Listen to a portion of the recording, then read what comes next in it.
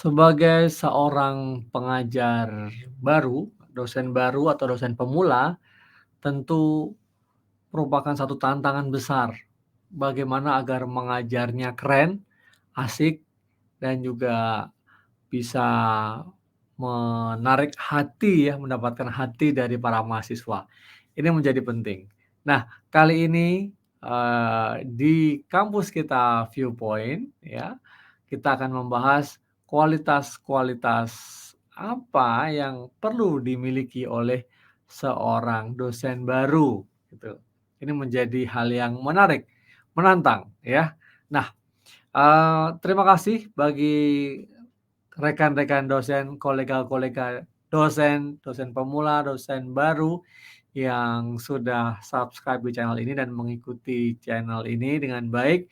Channel ini berkembang karena kontribusi dari teman-teman semua. Baik, langsung saja bersama saya, Profesor Tirta Musitama.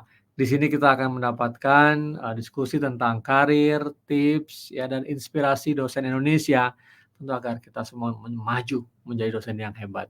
Baik, kita membahas tentang kualitas penting dosen baru. Nah, silahkan Anda yang saat ini menjadi dosen baru, cocokkan apakah yang saya sampaikan ini sesuai dengan apa yang Anda pikirkan dan Anda juga perjuangkan gitu ya.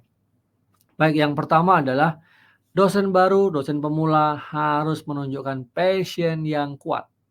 Rasa ketertarikan memang all out gitu ya, luar biasa, semua dikeluarkan untuk mengajar mata kuliah yang ditugaskan kepada rekan sekalian, ya.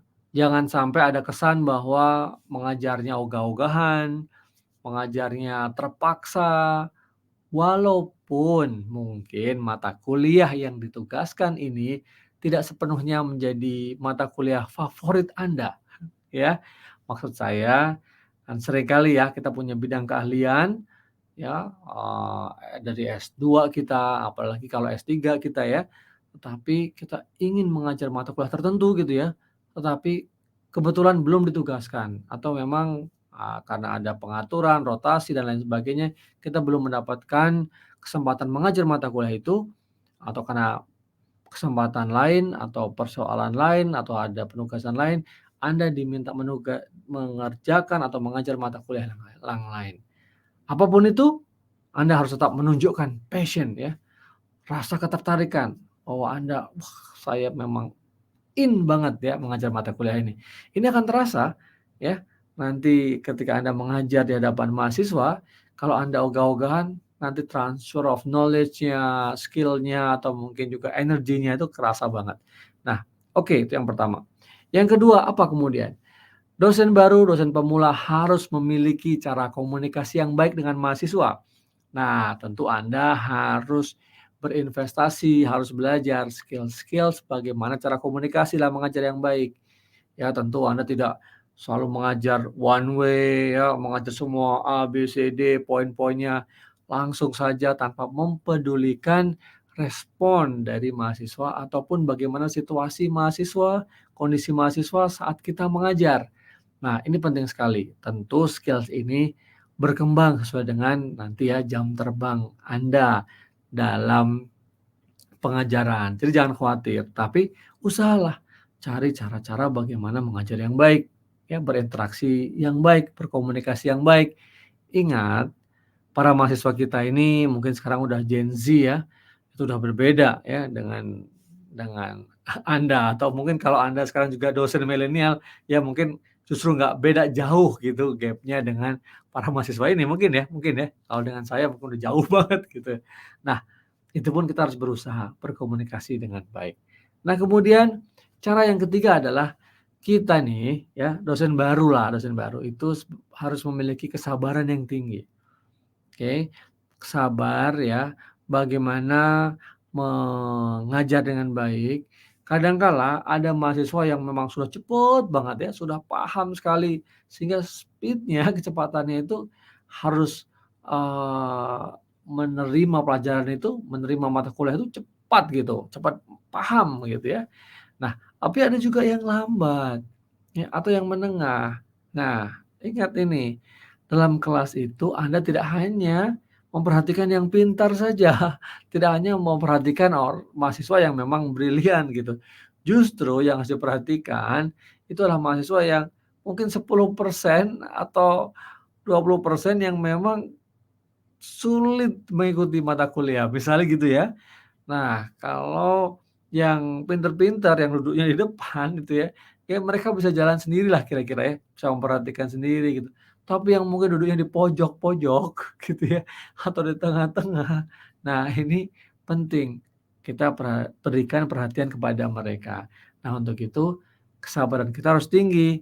Mungkin kalau kita menjelaskan, tadi ada sebagian yang mungkin belum belum begitu paham, atau ketika kita tanya, kita minta pandangannya atau pendapatnya, mereka tidak bisa atau belum atau sulit mengemukakan pendapat, disinilah ya kita diuji kesabaran kita sebagai dosen, itu ya, adalah kesabaran. Nah, yang tidak kalah penting nih, ya, satu hal yang menarik ya, sebelum saya tambahkan poin yang berikutnya ini ya, yang menilai bahwa paparan ini keren gitu ya, punya nilai silahkan di-like ya video ini. Terima kasih banyak. Nah, yang berikutnya adalah usahakan Anda, dosen baru, dosen pemula, memiliki selera humor yang baik, ya, selera humor yang baik. Ya, bukan berarti Anda harus menjadi seorang pelawak atau seorang komedian, bukan. Tetapi usahakanlah ya, kita tidak apa ya, melulu bicara-bicara yang terlalu serius gitu ya. Kita juga tahu bagaimana guyon-guyonnya mahasiswa sekarang. Mungkin Anda harus update gitu ya, update beberapa hal yang di media sosial atau di di media umum lainnya gitu ya, hal yang menarik. Nah, coba, lontarkan juga itu ya, mungkin joke-joke Anda, yang ala Anda ya. Nah, ala Anda. Tapi sekali lagi ya, menjadi seorang yang memiliki selera humor itu juga memang tidak mudah gitu, ya. Tapi memang saya tidak memaksakan itu ya. Intinya adalah bagaimana agar pembelajarannya itu makin menarik, mahasiswa juga makin memberikan perhatian kepada Anda, pelajarannya tidak monoton gitu ya. Nah, selipkan beberapa hal. Nah, jadi kalaupun misalnya nih ada mahasiswa yang juga kadang-kadang nyeletuk-nyeletuk gitu ya, yang lucu-lucu gitu ya, ya Anda jangan jangan baper juga gitu. Nah, itu mungkin bisa jadi, semacam apa namanya, kesempatan Anda untuk juga melontarkan, humor-humor. Selain itu juga biar, eee, Anda tidak memberikan pengajarannya itu tidak melulu, ya membosankan ya. Nah, di tengah ada jeda-jeda tertentu ya, mungkin ketika memberikan contoh-contoh, nah ini menarik, yang memberikan contoh-contoh, nah situ kadang-kadang contoh-contoh yang, tetap relevan, tapi ada juga yang, unsur humornya. Tapi juga humornya juga bukan yang humor murahan gitu ya. Nah, tetapi, semua yang saya sampaikan tadi ya, tentu, perlu ya latihan ya, saya istilahnya investasi. Investasi dalam arti belajar gitu, bertanya kepada dosen lain, kepada kolega, atau juga mencari sumber-sumber seperti di video-video ini ya, di YouTube ya, ataupun di internet atau di Google dan lain sebagainya. Jadi silahkan sekali lagi, beberapa hal yang saya sampaikan tadi semoga bisa memberikan manfaat ya buat Anda semua para dosen muda. Kualitas-kualitas yang bisa dikembangkan dalam pengajaran Anda. Nah, kalau Anda punya usulan lain atau pandangan lain tentang kualitas seorang dosen yang sebaiknya dikedepankan ya, khususnya dosen muda nih ya, itu seperti apa? Silahkan tuliskan di kolom komentar video ini. Terima kasih banyak, sukses, semoga bermanfaat. Silahkan ya, subscribe, like, dan share video ini. Terima kasih banyak, jangan lupa lihat video saya yang lain juga ya. Sukses buat kalian semua, buat Anda semua para dosen muda, dosen pemula, maju terus dosen Indonesia.